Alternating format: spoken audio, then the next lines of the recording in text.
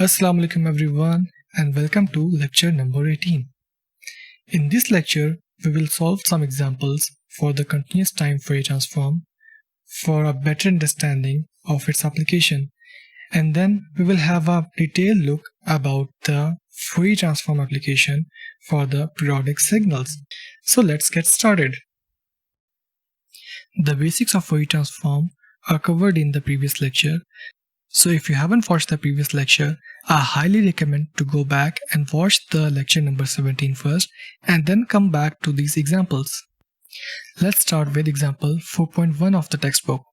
So consider we have an exponential signal such that a is greater than 0 and is multiplied by the unit step function. That means the exponential function here will be a decaying exponential and will be 0 for t less than 0. And our objective here is to find its Fourier transform, or to apply the Fourier transform onto this given signal. From the analysis equation that we have covered in previous lecture, we know that the Fourier transform of the signal x of j omega is given as integral of the signal multiplied by exponential of minus j omega t dt. And the integration should be done for all the non-zero values of this product. Now here we can plug in x of t, which is equal to exponential of minus at, and since u of t is multiplying, so the signal will be non-zero for the interval 0 to infinity. Now we have two exponentials here and we can combine them by simply adding their powers. So the x of j omega will become integral from 0 to infinity exponential of minus a plus j omega t. Now solving the integral of exponential function is very basic, and you may have repeatedly performed this in your high school or in your calculus courses. So the integral of an exponential is the same exponential multiplied by 1 over the derivative of its power, which we can write as x of j omega equals minus 1 over a plus j omega multiplied by exponential of minus a plus j omega t, and the limits are from 0 to infinity. Now applying the higher limit here, which is infinity, to this exponential will lead exponential of minus infinity, which is 0, and minus the lower limit for which this exponential will become 1. So we will have minus 1 over a plus j omega. And with further simplification, we can write x of j omega equals 1 over a plus j omega. And remember that the question posed a restriction for the value of a, which is a should be greater than 0. Therefore, in the Fourier transform also, we have to follow the same restriction here. Now the Fourier transform of this signal is a complex valued function, which has the real part a and the imaginary part omega here. So in order to better visualize, we can separate the magnitude of the Fourier transform and the phase of Fourier transform, just as we would find the magnitude and the phase of a complex number.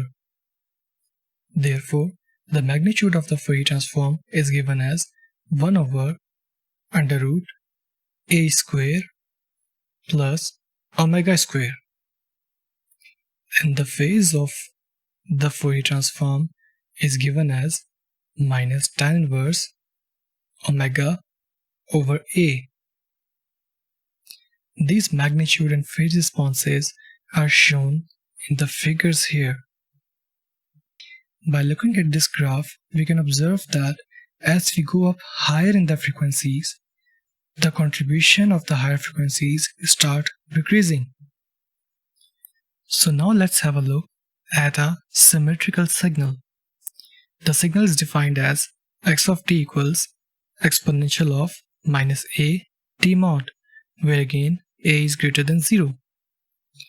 Because of t mod, we can look at this signal in two different sections. So for t greater than 0, this mod here will be positive and the power of this exponential will always be negative. So here we can write this as exponential of minus at for t is greater than 0. And since a was greater than 0, this trace here will be a decaying exponential.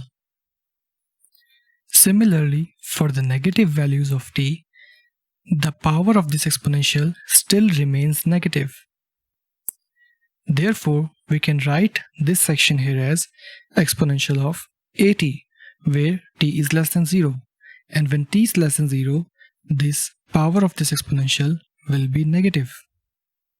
And if you remember the transformation of the signals, you can notice here that the difference between this section and this section is this negative sign associated with t. So essentially, this signal here is a reversed version of this signal, and hence the overall signal becomes symmetric around 0. So now let's apply the Fourier transform to this signal, and from the analysis equation we know that x of j omega, or the Fourier transform of x, is equal to the integral of x of t exponential of minus j omega t dt. And since x of t is composed of two sections here, we can break this integral into two parts. The first integral will have the limits from minus infinity to 0, this section, and the signal will be exponential of at, and this exponential of minus j omega t will come as it is multiplied by dt. And the limits for the second integral will be from 0 to t, and the signal will be exponential of minus at multiplied by exponential of minus j omega t dt. As performed in example 4.1, we can combine these two exponentials into a single exponential in both of the integrals. So this exponential will become exponential of a minus j omega, we will take t common here, dt, plus the second integral will become exponential of, we'll take the minus sign common here, a plus j omega t.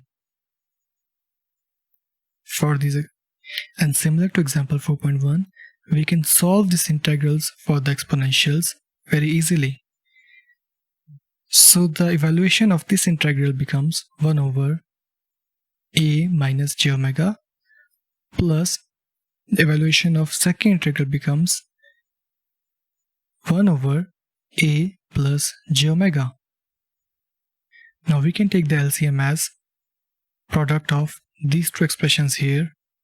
So it will be a minus j omega multiplied by a plus j omega. And this term will multiply with the numerator of this term here, which is a plus j omega, and this term here will be multiplied by the numerator of this term here, which is a minus j omega. With further simplification, we can see that the j omega and minus j omega cancels each other. So in the numerator, we are left with 2a, and in the denominator, we have this form of a square minus b square, which means it will turn out to be a square minus j square omega square. And since we know that the j square is equal to minus 1, we will have denominator as a square plus omega square. Now this Fourier transform is a real valued function because there is no imaginary number here. And therefore, we can visualize the Fourier transform by simply plotting this equation against the frequency omega. Now because this function is real, the magnitude of the Fourier transform will be the Fourier transform itself, and there will be no phase component of this Fourier transform. In the third example, we would like to know the Fourier transform of a very important function in this course, which is the unit impulse. Again, from the analysis equation, we know that the Fourier transform of x of t, which is x of j omega, is given as integral of x of t multiplied by exponential of minus j omega t dt. And we can replace x of t by delta of t because this is the signal for which we intend to identify the Fourier transform. Now this unit impulse will be non-zero only at t equals 0 and will be 0 everywhere else. Therefore, we can strictly evaluate this integral at t equals 0. While doing so, the exponential of minus j omega t will become exponential of 0, that is, it will become 1, and the integration of this unit impulse will yield its area, which is 1. Therefore, the Fourier transform of the unit impulse is a constant 1. Now this has a very interesting interpretation. That is, from the Fourier transform of the unit impulse, we know that all the frequencies are equally contributing to the signal. And we can visualize the frequency spectrum for the unit impulse like this. So the spectrum will have a continuous horizontal line which extends from minus infinity to infinity and will have the magnitude or the height equals to 1. Let's move on to example 4.4, in which the signal under consideration is a rectangular pulse and is defined as 1 for t mod less than t1 and 0 for t mod greater than t1. Or alternatively, the signal is 1 between minus t1 to t1 and is 0 otherwise. To find the Fourier transform of the signal, we can use the analysis equation again, which is integration of signal multiplied by exponential of minus j omega t dt. Here we can plug in the value of x of t from minus t1 to t1, which is equal to 1, and the integral of this exponential becomes the same exponential multiplied by 1 over minus j omega. Here we can apply the limits to this exponential. So the higher limit is t1 and the lower limit is minus t1. So the first one is higher limit, which is exponential of minus j omega t1 minus exponential of minus j omega minus t1. So the minus minus sign cancels each other and becomes exponential of j omega t1. And if I multiply this minus sign here, I can rearrange these exponentials as shown. Now from Euler's identity, we know that sine theta equals 1 over 2j multiplied by exponential of j theta minus exponential of minus j theta. With simple rearrangement, we can write exponential of j theta minus exponential of minus j theta equals 2j sine theta. Therefore, these terms in the brackets can be represented by 2j sine theta, where theta is omega t1. Therefore, x of j omega becomes 2j over j omega sine omega t1. The j in the numerator and the denominator cancels out each other, which gives us the Fourier transform of a rectangular pulse as 2 sine omega t1 divided by omega. The Fourier transform of rectangular pulse is shown in this figure here, and the shape of this figure looks very familiar. So if we recall our previous discussion, we had a rectangular pulse that was repeated after every t. That means its time period was t and the signal was a periodic signal. And for this periodic signal, we had discrete Fourier series coefficients at every k omega naught. However, looking at the envelope function of these Fourier series coefficients and comparing it with the Fourier transform of the rectangular pulse, as shown here, we can observe some similarities. The shape of the envelope function of the Fourier series coefficients and the Fourier transform of the aperiodic signal is similar. However, the Fourier series coefficients for the periodic signal were discrete values, whereas for the aperiodic signal, the Fourier transform is a continuous function.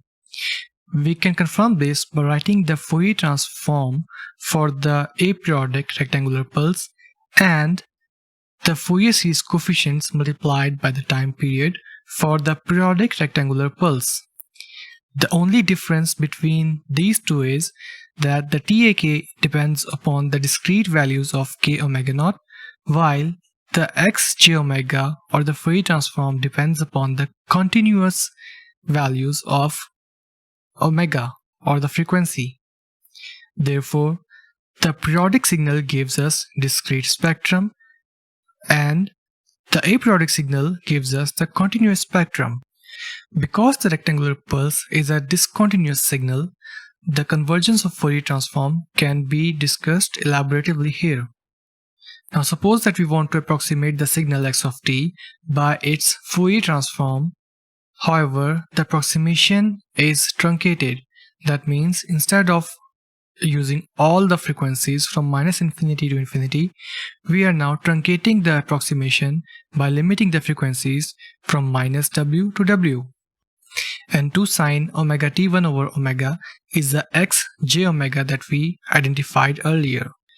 Since the rectangular pulse obeys the Dirichlet conditions, so for w approaching infinity, the approximation will also approach the original signal everywhere except for the discontinuities. So what will happen around discontinuities? The approximated signal will exhibit ripples near the discontinuities. So as we start increasing the frequency band or as we start increasing W here, the ripples will be more concentrated near the discontinuity. However, with the increase in W, the peak amplitude of these ripples will not decrease.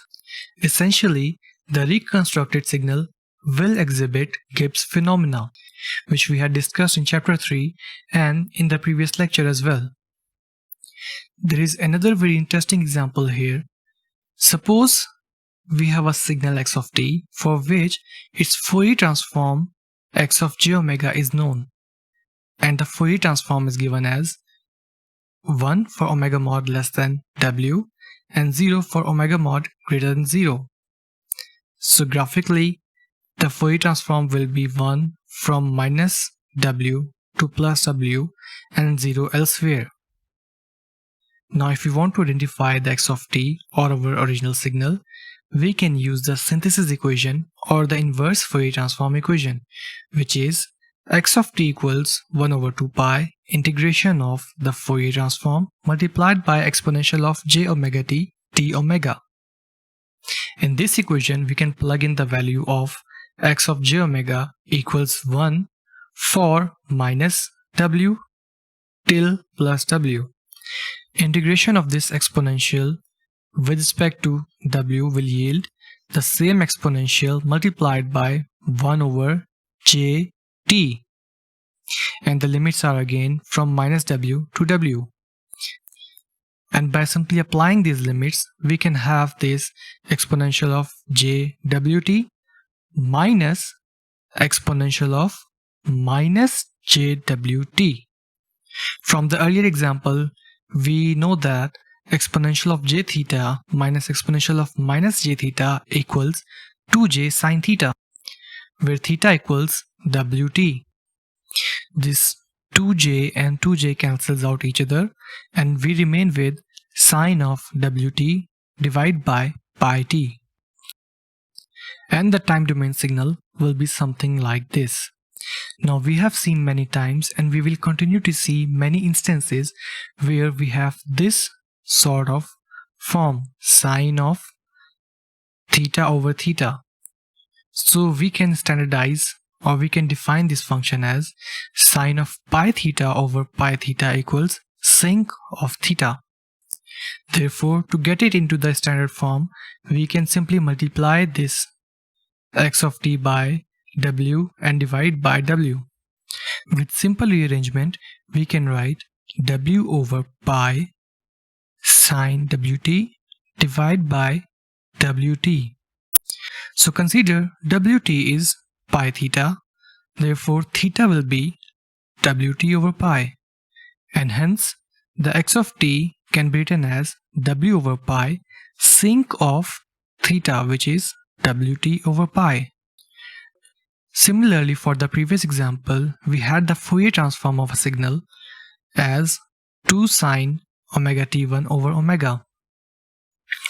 Now again, multiplying and dividing this Fourier transform with t1 can yield 2 times t1 sine omega t1 divided by t1 omega. Now again, if omega t1 equals pi theta, then theta will be equal to omega t1 divided by pi, and this whole function will be sine pi theta over pi theta, which can be written as sinc of omega t1 divided by pi, and which will be multiplied by 2t1. So there are some interesting findings from example 4.4 and 4.5. In example 4.4, we had the time domain signal as a rectangular pulse, and its Fourier transform was turned out to be a sinc function. On the other hand, in example 4.5, we have the Fourier transform as a rectangular pulse, and its time domain signal came out to be a sinc function. So this is one of the property of Fourier transform, which is called duality property, and you will learn more about it in the next lecture. The rectangular Fourier transform and its corresponding time domain signals are shown here for various values of w. It is observed here that if w is increased, the spectrum is broader and the corresponding time domain signal will have a narrower main lobe, this shaded region, and the amplitude of this main lobe will be quite higher. On the other hand, if the w is reduced, the spectrum will be narrower, but the time domain signal will have a broader main lobe with a reduced amplitude. Here we can infer that increasing the w means the signal is having higher frequencies, and in the time domain this can be viewed as sharper oscillations. On the other hand, decreasing the w means the signal is now having lower frequencies, and in the time domain this can be visualized by smoother oscillating signals. Previously, we have learned about the Fourier transform and we had solved several examples. While our attention was focused on aperiodic signals, we can also develop the Fourier transform representations for the periodic signal. Therefore, we can consider both the periodic and aperiodic signals within a unified context. In fact, we can see that we can construct the Fourier transform of periodic signal directly from its Fourier series representation. So let's consider a signal for which its Fourier transform is given as an impulse at omega naught, and the impulse is having an area of 2 pi. To determine the signal x of t, we can use the inverse transform or the synthesis equation, which is 1 over 2 pi integral of the Fourier transform multiplied by exponential of j omega t d omega, where the x of j omega is 2 pi delta of omega minus omega naught. The 2 pi and 2 pi will cancel each other, and the delta of omega minus omega naught will be non-zero only at omega equals omega naught and 0 otherwise. Therefore, this integral can be rewritten as exponential of j omega naught t, because the area of delta at omega naught equals 1. Hence, the complex exponential having the frequency of omega naught will have a frequency spectrum such that the frequency spectrum will contain only an impulse at omega naught, which makes sense because the frequency spectrum tells us what frequency components are present in the signal. In this case, only one frequency component is present, which is a periodic signal at omega naught. Now, generally speaking, if we have Fourier transform of a signal such that it is a combination of impulses having various weights, then what will be the time domain signal? The frequency spectrum of such signal is shown here, where each impulse can have area of 2 pi ak. To find the time domain signal, we can simply use the inverse Fourier transform equation or the synthesis equation, which is 1 over 2 pi integral of the Fourier transform x of j omega multiplied by exponential of j omega t. The 2 pi can be taken out of the summation and integral, and we'll cancel this 1 over 2 pi here. And the terms under this integral will be non-zero only at k omega naught. Therefore, the time domain signal turns out to be summation of ak exponential of jk omega naught t. If you remember, this is exactly the Fourier series representation of a periodic signal.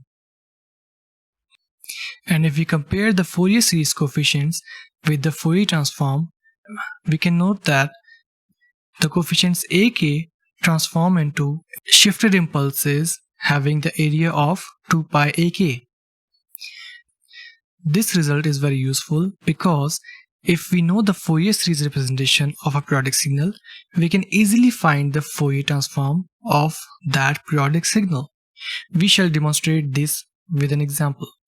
So consider a periodic square wave, which we had seen in example 3.5, and we identified its Fourier series coefficients in example 3.5 as 2 sine k omega naught t1 divided by k omega naught t, where t is the time period defined as 2 pi by omega naught. And plugging the value of t here will yield 2 sine k omega naught t1 divided by k omega naught 2 pi by omega naught.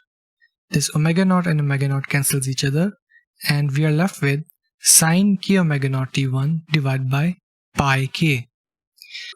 Since we know that the Fourier series coefficients become shifted impulses of area 2 pi ak, we can write the Fourier transform as summation of these shifted impulses multiplied by 2 pi ak.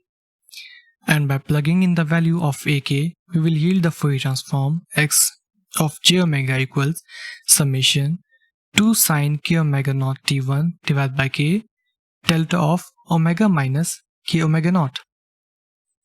The Fourier transform of this signal is shown by these impulses at various multiples of omega naught. Now if we compare the Fourier transform spectrum with the Fourier series spectrum of the same signal, we can notice that instead of these impulses, we had the discrete values which were represented by these bars. Secondly, the amplitudes of the Fourier series coefficients are multiplied by 2 pi to represent the area of the respective impulses. Now, as we have seen before, if we increase the time period, the spacing between these impulses will narrow down, and if we increase the time period such that the time period approaches infinity, the Fourier transform of the signal will become a continuous sinc function as shown in this green trace. Let's have a look at another example in which we have a very simple signal x of t equals sine omega naught t, and the Fourier series coefficients can be easily identified as a1 equals 1 over 2j and a minus 1 equals minus 1 over 2j. Since we know the Fourier series coefficients, the Fourier transform will be the shifted impulses multiplied by these Fourier series coefficients and 2 pi. Since we have only two components here, instead of writing summation, we can simply add these individual components. So for a minus 1, we have 2 pi a minus 1 delta of omega plus omega naught. And for a1, we have 2 pi a1 delta of omega minus omega naught. Substituting the values of a minus 1 and a1 in this equation will yield 2 pi over minus 2j delta of omega plus omega naught plus 2 pi over 2j delta of omega minus omega naught.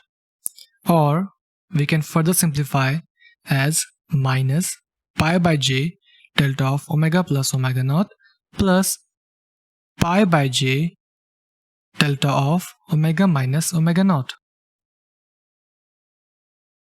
Now this component of Fourier transform is an impulse at minus omega naught having an area of minus pi by j, while this component is an impulse at omega naught having an area of pi by j.